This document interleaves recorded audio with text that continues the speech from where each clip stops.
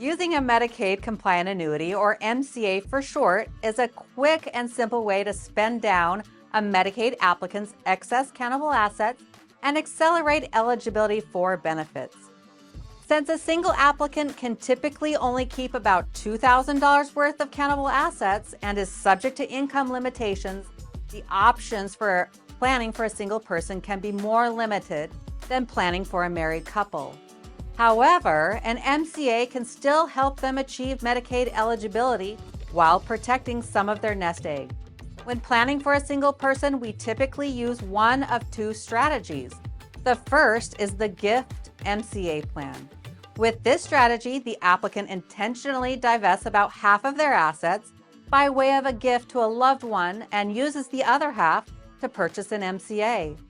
The gift triggers a penalty period during which they are ineligible for Medicaid, and the income from the MCA is used to pay for care costs during that penalty period. The MCA is structured to be congruent with the length of the penalty, so the contract terminates at the same time the penalty period ends. At that time, the client begins receiving benefits. Although the applicant must continue to private pay for care during that penalty period, they are able to secure a guaranteed wealth transfer to their intended heirs. If the applicant passes away before the end of the penalty period and the annuity term, they will not have gained any economic benefit, since they would have been private paying for care during that time. However, that also means that the state Medicaid agency, as primary beneficiary, would not be owed any balance if the client predeceases the annuity. That is, as long as the client did not previously receive Medicaid benefits. The second strategy we use when planning for a single person is the standalone MCA plan. This is typically used in cases where the client has diminished longevity or in states where the gift and MCA plan is not viable. With this strategy, the applicant funds an MCA with all of their excess countable assets and structures the contract over their full Medicaid life expectancy. Once the MCA is purchased, they obtain immediate eligibility for benefits. Since the income paid from the MCA is countable for Medicaid purposes, it becomes part of the client's Medicaid copay.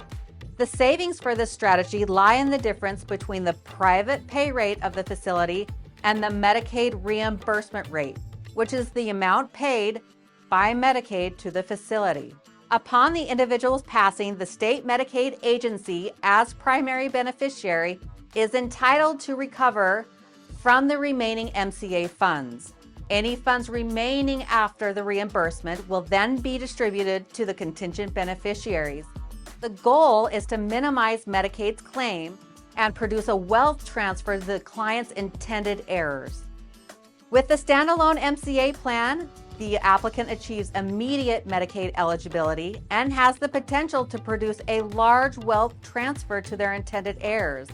That said, the wealth transfer is dependent on the longevity of the client and the state Medicaid agency's claim.